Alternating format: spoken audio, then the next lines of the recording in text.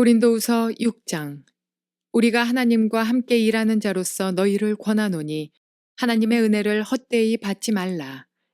이르시되 내가 은혜 베풀 때에 너에게 듣고 구원의 날에 너를 도왔다 하셨으니 보라 지금은 은혜 받을 만한 때요 보라 지금은 구원의 날이로다. 우리가 이 직분이 비방을 받지 않게 하려고 무엇에든지 아무에게도 거리끼지 않게 하고 오직 모든 일에 하나님의 일꾼으로 자천하여 많이 견디는 것과 환난과 궁핍과 고난과 매맞음과 갇힘과 난동과 수고로움과 자지 못함과 먹지 못함 가운데서도 깨끗함과 지식과 오래 참음과 자비함과 성령의 감화와 거짓이 없는 사랑과 진리의 말씀과 하나님의 능력으로 의의 무기를 좌우해 가지고 영광과 욕됨으로 그러했으며 악한 이름과 아름다운 이름으로 그러했느니라. 우리는 속이는 자 같으나 참되고 무명한 자 같으나 유명한 자요 죽은 자 같으나 보라 우리가 살아있고 징계를 받는 자 같으나 죽임을 당하지 아니하고 근심하는 자 같으나 항상 기뻐하고 가난한 자 같으나 많은 사람을 부유하게 하고 아무것도 없는 자 같으나 모든 것을 가진 자로다. 고린도인들이여 너희를 향하여 우리의 입이 열리고 우리의 마음이 넓어졌으니 너희가 우리 안에서 좁아진 것이 아니라 오직 너희 심정에서 좁아진 것이니라. 내가 자녀에게 말하듯 하노니 보답하는 것으로 너희도 마음을 넓히라. 너희는 믿지 않는 자와 멍에를 함께 매지 말라. 의와 불법이 어찌 함께하며 빛과 어둠이 어찌 사귀며 그리스도와 벨리알이 어찌 조화되며 믿는 자와 믿지 않는 자가 어찌 상관하며 하나님의 성전과 우상이 어찌 일치가 되리요. 우리는 살아계신 하나님의 성전이라. 이와 같이 하나님께서 이르시되 내가 그들 가운데 거하며 두루 행하여 나는 그들의 하나님이 되고 그들은 나의 백성이 되리라. 그러므로 너희는 그들 중에서 나와서 따로 있고 부정한 것을 만지지 말라. 내가 너희를 영접하여 너희에게 아버지가 되고 너희는 내게 자녀가 되리라. 전능하신 주의 말씀이니라 하셨느니라. 좋은 아침입니다. 성령님께서도 오늘 여러분의 심령 가운데 은혜와 평강으로 채워주시기를 주의 이름으로 축복합니다. 우리의 삶의 은혜는 너무너무 중요합니다. 하나님의 은혜가 없이는 살 수가 없습니다. 그런데 중요한 사실은 하나님은 그때그때 필요한 은혜를 다 예비하고 있다는 사실이에요. 그때그때 하나님은 우리에게 은혜를 베풀어 주신다는 것입니다.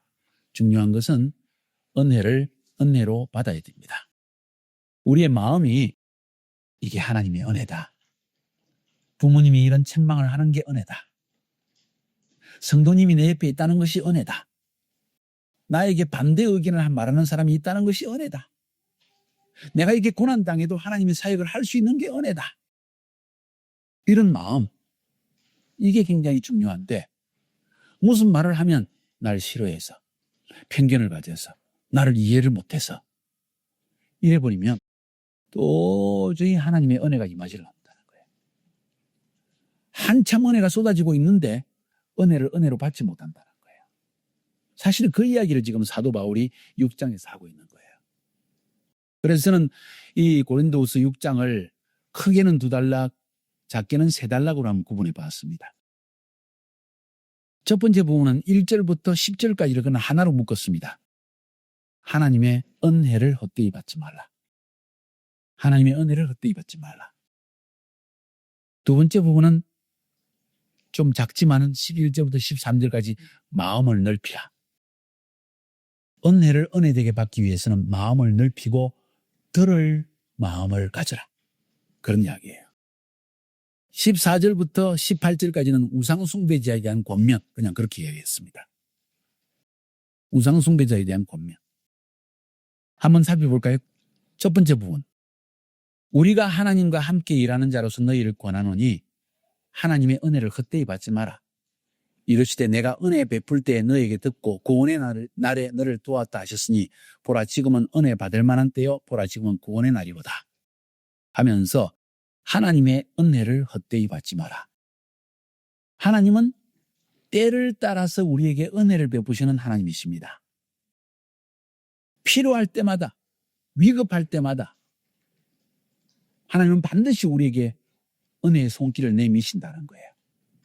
구원이 필요한 날에 하나님은 우리를 도와서 구원받게 하신다는 겁니다. 그 구원의 때가 항상 있는 것은 아니라는 이야기를 지금 하고 있습니다. 항상 있는 것은 아니다. 지금이 구원받을 때이다. 지금이 은혜 받을 만한 때이다. 근데 은혜도 받을 수 없고 구원도 받을 수 없는 때가 온다. 그런 이야기를 지금 하고 있는 거예요. 어찌 보면 신구약 전체를 틀어서 6,000년이라고 역사를 한번 생각해 봅시다. 구약시대 아직 은혜의 때는 아니었던 것 같아요. 하나님께서 구원 계획을 준비하는 시기였다고 생각이 들어요. 예수님이 이 땅에 오시고 성령님이 임하시는 그때부터 은혜의 때는 시작된 거예요. 주님이 재림하시는 그 순간까지. 그 기간을 은혜의 시즌. 예수님 초림부터 재림까지. 우리가 생각할 때는 엄청나게 긴 기간이에요. 지금 벌써 2000년이 지나갔으니까. 그런데 그 기간은 끝이 있다는 사실. 그 시기를 놓치면 예수 믿고 싶어도 복음을 들을 기회가 없어. 어쩌면 성경 말씀도 다 없애버릴지도 몰라. 또 성경적으로 보면 마지막 때 환란도 있다고 그랬어. 기독교에 대한 환란도 있을 것 같아. 유대인의 환란은 분명한데. 역사적으로 볼 때도 한국 땅에 하나님이 은혜를 베푸실 때가 있었어요. 60년대, 70년대, 80년대, 90년대까지, 80년대까지 은혜의 때였어. 그냥 막 성령님이 부어지고 큰 교회, 적은 교회 할 것 없이 예배만 드리면 성령님이 역사를 하고 눈물이 펑펑 쏟아지고 막 기도의 소리가 올라가고 산기도가 온데 생기고 잘 되는 때였어. 쉽게 말하면. 하나님이 성령님께서 역사하시는 은혜의 때였다는 거예요. 은혜 중에 은혜의 때였다. 지금은 그 은혜가 싹 사라졌어요. 그래도 지금도 은혜의 때야. 왜? 복음을 들을 수가 있고 자유롭게 복음을 전파할 수 있고 성경을 배울 수 있고 사역하고 싶으면 사역할 수 있는 때니까. 그런데 그것이 다 사라지는 때가 온다는 거예요. 하나님 일 하고 싶어도 못해. 막 은혜를 받고 이제는 주님 일을 해야 되겠다. 기회가 없어. 그런 때가 곧 옵니다. 무서운 세대가 옵니다. 기도해도 안 되는 때가 옵니다. 왜? 하나님의 계획 가운데 있는 시절이 있기 때문에. 근데 또 한 가지는 은혜의 때 하나님이 은혜를 막 부어주시는데 그 은혜를 헛되이 받는 사람도 있다는 거예요. 은혜를 받고 하나님께서 은혜를 주실 때는 그 은혜를 유지하고 은혜를 따라 순종하면 막 복을 주시는 때가 있는데 그 은혜를 받고도 깨달음을 얻고도 또 세상으로 돌아가. 돼지처럼. 개가 토하였던 것을 다시 먹는 그런 사람이 있다는 거예요. 돼지에게 진주 목걸이를 해주는 것과 똑같은 격이 있다는 거예요. 은혜를 헛되이 받지 말라. 은혜 받았으면 은혜 받은 자로서의 삶을 한번 살아가야 한다. 이건 여러분들이 해야 되는 일이다. 그것까지 하나님이 해주기를 바라지 마라. 그런 이야기예요. 하나님의 은혜를 받고 유지하는 길이 첫 번째, 하나님이 계시의 음성을 주실 때 그걸 깨닫는 한 단계가 있고 그 깨달음을 따라 이제는 계시의 깨달음을 꽉 붙들고 영적으로 꽉 붙들고 그거를 실천하는 나의 단계가 있다는 거예요. 그것까지 하나님이 해주기를 바라서는 안 돼. 요 두 단계를 여러분이 잘 해야만 여러분의 삶 가운데 하나님의 은혜가 술술술술 거미줄처럼 쏟아지기 시작합니다. 사도 바울은 그 은혜를 딱 붙들기 위해서 주님 앞에 완전히 헌신해 버린 거예요. 이방인의 사도로 부르심 받는 첫날 예수가 메시아라는 사실을 깨닫는 순간 그 은혜를 헛되이 받지 않기 위해서 부르심을 헛되이 하지 않기 위해서 그래서 3절부터 우리가 이 직분이 비방을 받지 않게 하려고 무엇이든지 아무에게도 꺼리끼지 않게 하고 오직 모든 일에 하나님의 일꾼으로 자천하여 스스로 자천하여 많이 견디고 환난과 궁핍과 고난과 매맞음과 갇힘과 난동과 수고로움과 자지 못함과 먹지 못함 가운데서도 깨끗함과 지식과 오래 참음과 자비함과 성령의 감화와 거짓이 없는 사랑과 진리의 말씀과 하나님의 능력으로 의의 무기를 좌우해 가지고 영광과 욕됨으로 그랬으며 악한 이름과 아름다운 이름으로 그랬느니라. 뭔 이야기입니까?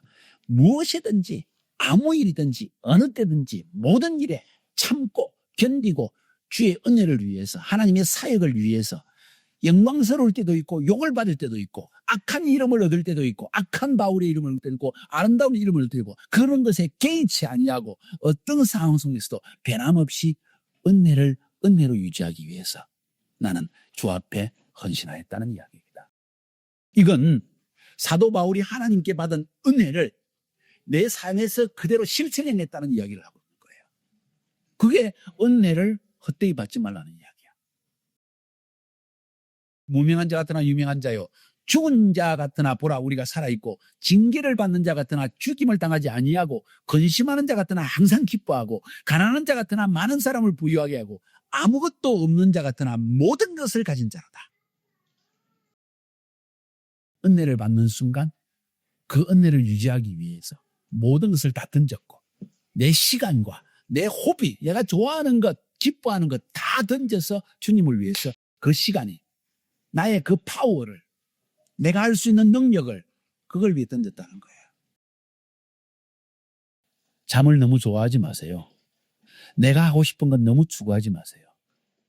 내가 원하는 건 너무 찾지 마세요. 내가 보고 싶은 건 너무 보지 마세요. 절제하세요. 오늘 사도 바울이 이야기하는 것처럼 무엇이든지 아무에게도 꺼리지 않고 모든 일에 그게 은혜를 헛되이 받지 않는 길입니다. 뭐 하나님이 다 해주시겠지 뭐. 하나님이 다 용서해 주시겠지 뭐. 하나님이 은혜로 해주시겠지. 게으른 사람들이 제일 그런 말을 잘합니다. 은혜를 받은 사람은 은혜로 인한 피 끓는 정일 때문에 가만히 있지를 못해요. 그게 억지로 하는 게 아니야. 인간의 힘으로 하는 게 아니야. 내 안에 성령님께서 그렇게 역사하시는 거예요. 그런데 게으른 사람은 전부 다 하나님이 하시는 걸로 착각을 하고 가만히 앉아있어. 만날 때를 기다려. 만날 누가 해주기를 기다려. 누가 만날 지시하기를 기다려. 다시 말씀드리면 하나님이 은혜를 베푸실 때는 인스팅트, 직관으로 딱 계시를 주십니다. 이걸 하라. 그때 은혜 받은 사람은 딱 붙들고 팍 치고 나갑니다. 기다리지 않아요. 개척해낸다는 거예요. 뚫어낸다는 것입니다. 영어로. 하나님의 은혜를 받은 사람은 율법적으로 내 힘으로 하는 게 아니라 내 안에 하나님께서 성령이 나를 강권하는도다. 내 안에 성령님이 나를 가만 앉아있지 못하게 하셔. 성령님이 주시는 아이디어가 막 튀어나와. 성령님이 보여주시는 게 있는데 막혀있는 걸 보고 뚫어내리는 막 열정이 생겨. 하나님이 이 일을 맡기셨다는 그 책임감과 부담감이 나를 잠을 자지 못하게 만들어. 이게 은혜 받은 사람의 모습입니다. 게으른 모습이 아닙니다. 인생을 거닐듯이 노는 그런 삶이 아니라는 거예요. 성령님이 임하실 때 비로소 잠들어 있던 영이 깨어나서 창조의 영이 살아나기 시작하는 거예요. 은혜를 헛되이 받지 않기를 주의 이름으로 축복합니다. 은혜 받을 시기에 몸을 도사리지 마세요. 받은 은혜를 실천해내어서 그것이 내 은혜가 되기까지 수고를 멈추지 마세요. 잠을 못 자도 밥을 못 먹어도 내 하고 싶은 것을 못해도 거기에 올인을 하세요. 이게 주님이 원하시는 것입니다. 그래야만 은혜를 헛되이 받지 않습니다. 두 번째 11절부터 13절까지 보니까 마음을 넓히라. 고린도 교인들이 사도 바울이 첫 번째, 두 번째 편지를 통해서 야단도 치고 책망을 하고 이러니까 그중에 속이 좁은 사람들이 바울이 우리를 미워하는 것 같아. 편견을 가진 것 같아. 뭐 그러면서 교회 안의 문제는 대개 이런 것 때문에 일어납니다. 그래서 사도 바울이 이야기를 하는 거예요. 내 마음이 좁아진 게 아니라 너희 마음이 좁아진 거다. 너희가 내 마음 안에서 좁아졌느냐? 아니다. 왜 너희들이 그렇게 마음이 좁은 생각을 하고 있느냐? 마음을 좀 넓혀라 하는 이야기가 11절부터 13절까지. 이게 단순한 세 구절이지만은 실제로 교회 안에 일어나는 대부분의 문제가 마음의 좁음 때문에 일어나는 문제라는 거 아세요? 은혜를 제대로 못 받았기 때문에 그런 거예요.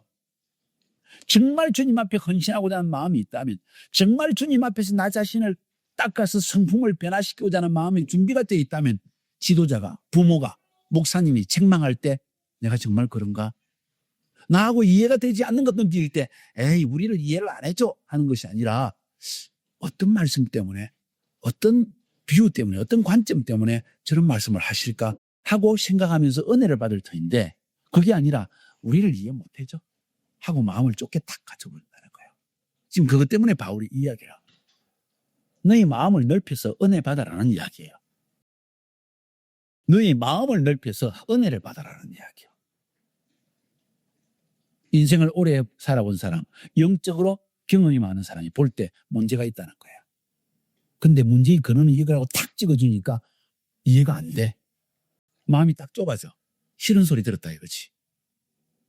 거기서 문제가 일어나 있어. 그 다음부터 어떤 말씀을 해도 은혜가 안 돼. 이래서 은혜를 헛되이 받아버린다는 거지. 아주 실제적인 이야기를 지금 사도 바울은 하고 있는 거예요. 우리의 마음을 넓혀야 됩니다. 들을 준비가 되어야 됩니다. 나하고 이해가 안 되어지는 면에서 내가 뭔가 모르는 것이지 하는 생각을 할 줄 알아야 됩니다. 그런 사람은 끊임없이 은혜가 흘러가기 시작합니다. 깨달음이 임합니다. 빨리 자랍니다. 이 사실을 기억하세요. 마지막으로 14절부터 18절까지는 사도 바울이 너희는 믿지 않는 자와 멍에를 함께 매지 말라 하면서 우상숭배자에 대한 권면을 합니다. 혹은 우상숭배자뿐만 아니라 교회 안의 영적 분위기를 바로잡기 위한 거룩함을 유지하기 위한 권면을 줍니다. 대개 은혜를 제대로 받지 못하는 사람들이 자기의 고집으로 살아가는 사람들이고 우상숭배자들의 특징이 보면 고집이 셉니다. 자기 생각이 너무 강하다는 거예요. 자기를 우상으로 섬기는 매우 쉽게 표현하면 자기가 아이들이야. 내 생각이 전부 하나님이야. 굉장히 위험한 사람들이죠. 그걸 깨뜨리기 전에는 은혜는 임하지가 않는 법이에요. 이 전부 은혜에 대한 이야기입니다. 6장은. 그런데 그런 사람과 함께 무게를 같이 매면 둘 다 똑같이 은혜를 잃어버립니다. 그래서 너희는 믿지 않은 자와 멍에를 함께 매지 마라. 믿지 않는 자와 함께 하는 순간 여러분도 믿지 않는 사람 된다는 이야기예요. 생각과 말하는 것과 행동과 라이프 스타일 모든 것이 그리 변해간다는 거예요. 의와 불법이 어찌 같이 하며 빛과 어둠이 어찌 같이 하며 그리스도와 벨리알이 어찌 조화되며 믿는 자와 믿지 않는 자가 어찌 상관하며 하나님의 성전이 우상과 어찌 일치가 되리요. 우리는 하나님 살아계신 하나님의 성전이다. 거룩함을 유지해라는 이야기야. 교회 안에서. 거룩함을 유지하는 길은 믿는 자와 함께해라. 사업 함께하면은 벌써 멍해를 같이 하는 거예요. 결혼 믿지 않는 자와 하는 것 이미 멍해를 같이 하는 것입니다. 우리가 바꿀 수 없는 멍해도 있습니다. 부모 자식 간의 관계, 부부 간의 관계. 근데 결혼하기 전에는 결정할 수 있어요. 부부 관계도. 믿지 않는 자 한 대가 너무 사랑한다. 근데 주님의 말씀 앞에서 멍해를 같이 맺지 마라 그랬잖아요. 그 원칙을 지켜야 됩니다. 그렇지 않으면 나도 모르게 불신자가 되고 구원까지 잃어버릴 수 있다는 거예요. 11조 낼 때마다 싸움합니다. 결국은 포기합니다. 너 밥도 안 하고 왜 교회를 다니느냐? 새벽에. 그럼 유치원은 왜 가냐? 온갖 이야기가 나옵니다. 벌써 인생관이 틀리고 세계관이 틀립니다. 어떻게까지 살 거예요? 사랑하니까? 그럼 실제적으로 사는 건 어떻게 하고? 문제 일어나는 건 어떻게 하고? 착각하지 마세요. 그래서 믿지 않는 자와 멍해를 함께하지 말라는 겁니다. 짧은 순간 내 눈으로 기뻐하고 내 몸으로 즐거워하고 내 마음에 드는 이자 찾다가 평생 여러분은 고생할 뿐만 아니라 구원도 상실할 수가 있기 때문에. 너희는 하나님의 성전인데 성전이 아닌 자와 매일 같이 산다고 생각해 보라는 거예요. 안 된다는 겁니다.